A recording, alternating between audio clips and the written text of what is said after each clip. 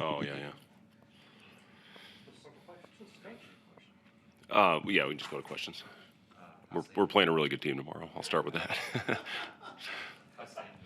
He's doing better. He, limited him in practice today. Still not 100%, but he's doing a lot better than he was.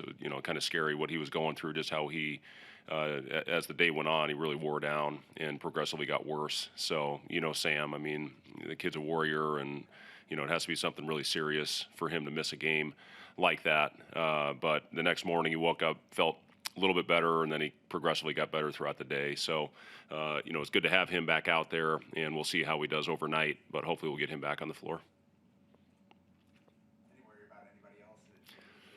Yeah, I mean, everybody's got a little something right now. Most of it's head and congestion, where Sam's was more, just overall body, and he was in a lot of pain and very nauseous pretty much all throughout the day. So his was a little bit different version, I think, of what everybody else has right now. But listen, everybody's going through this. It's just that time of year.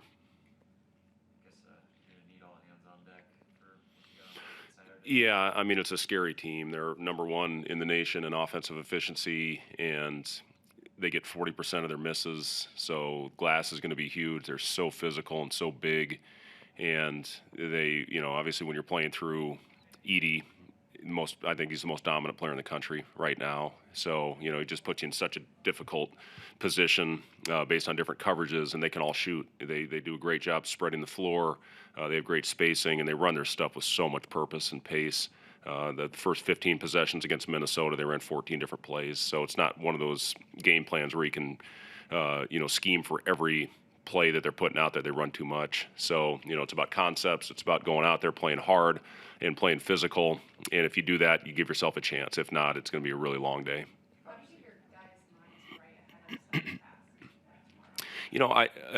I've talked a lot about this group, just how much I love what they're all about and how much I love coaching them and how they bring it every single day. And listen, getting hopefully healthy tomorrow. I mean, Derek and Sam have only been on the floor together for 4 games this year out of the 10 that we've played. So, they're still getting used to each other. We've found a formula against Creighton to get those two really in a 2-man game with the side of the floor cleared, and a lot of good things happen. And that just kind of happened on the fly. So, we prepped for Indiana with a lot of the same things, and then we find out shortly before the game Sam's not going to be there. So you have to completely adjust and come up with a new plan. And obviously we did not get off to a good start. I was really pleased at how that team kept fighting and kept battling, and that's what this group is made of. They're a team that's not going to quit.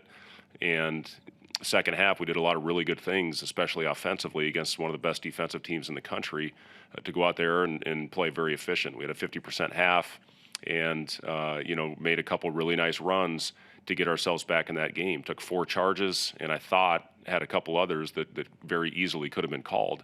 So, again, that's what it takes in this league. You have to go out and play dirty and, not cheap, but you have to get dirty and grimy sometimes. And I thought our team did that and climbing back into that game against Indiana.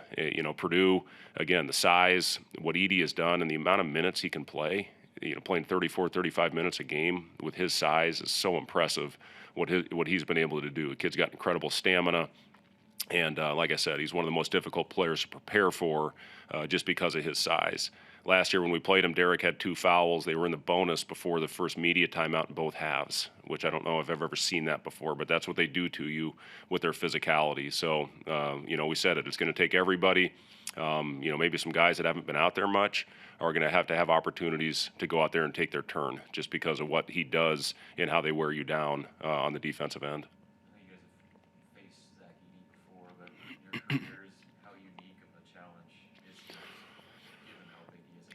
Yeah, he's really worked on every aspect of his game, and with the size that he has, he can see over top of you. Obviously, you bring multiple defenders, it doesn't bother him just because he can see over the top. And when that shot goes up, if you don't hit him, you're going to be under the rim. And again, he's got the length to go in there and finish over top, whatever happens. And again, Matt runs great stuff for him for their bigs. And back last couple years, it was 20 minutes. Travion was playing 20, and Edie was playing 20. Now, it's the Edie show, and he's, again, the efficiency he's playing with and the numbers he's putting up are incredibly impressive. I think he's as dominant a player as there is in this game. Have you seen those freshman guards fit into Painter's system? Yeah, again, you got two guys that can really shoot it, and you got toughness in both of them. And I'm good friends with Fletcher's dad, and his brother Foster played with my son Jack for several years, and they're close and good buddies from their days at Michigan State. So I've known the family, and the kid, he's a flamethrower on the perimeter, and shooting the ball really well. And again, that all has to do, I think, with Edey because of the attention that he draws. And I've been really impressed with Smith. I think his ability to get downhill, he's tough, he guards, he leads them in steals, and he's third in that team in offensive rebounds. So they've got great toughness with their freshman guards, and the system that they run, they fit in very well. It was CJ, 3 games ago he went 5-11, 14 points, then 1 of 7, and then 7 of 13. How critical is it to get consistency out of him, just given the shooting makeup of the team? Yeah, I think the reason CJ got good looks is because our movement was so good in the second half. And the first half, I thought we just were a little stuck in mud early and stagnant. And once we got moving and cutting, playing through Derek, who's one of the better passers at his position in the league. And once we got the movement going, he got some shots. Casey finally got a couple open ones there towards the last part of the game. But yeah, CJ is a huge part of this team. And the thing I'm really pleased with him is how much he's able to play more sustained minutes for what he did with his body in the offseason. And, when he got it going, he really got us back in that game. But it was good to see the movement. It wasn't anything specific. We didn't call a ton of actions for him. It was just the movement that we had that were able to loosen him up a little bit.